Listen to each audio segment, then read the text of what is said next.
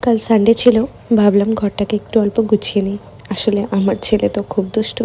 ও actually ওর খেলনাগুলো নিয়ে সারাদিন খেলতে থাকে আর ঘরটা খুব নোংরা করে দেয়। তাই আমি যখনই সময় পাই একটু একটু করে গোছাতে থাকি। প্রথমেই বলে রাখি, এই ব্লগটা কিন্তু একটু লেংদি, কিন্তু প্লিজ তোমরা ধৈর্য ধরে দেখো, অনেক কিছু ইনফরমেশনও দেওয়ার আছে।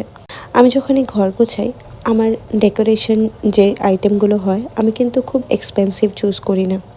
আমি আমার হোম ডেকোরের জন্য যাও জিনিস কিনি, সেটা কিন্তু আমার প্রত্যেক মাসের যে সংসার খরচাটা থাকে তার থেকে বাঁচিয়ে কেনা। তাই অল্প অল্প করে একটা একটা কর্নার ধরে আমি সাজাতে গোছাতে থাকি। এই যে আজকে এখানে তোমরা যতগুলো প্ল্যান্টস দেখলে, এই সবগুলো কিন্তু আমি হলদিয়া থেকে ফেরার সময় কিনে এনেছিলাম। আর তারপরে এই যে প্ল্যান্টসগুলো রাখার জন্য যে টেবিলটা দেখলে, বা আমার গণেশ ঠাকুর রাখা আছে যেই টেবিলটাতে, এই সবগুলো টেবিল কিন্তু আমি মিশোর থেকে নিয়েছি। আর এই স্ট্যান্ডগুলো সবগুলোই বিলো 300। তোমরা চাইলে বলো, আমি লিঙ্ক শেয়ার করে দেবো।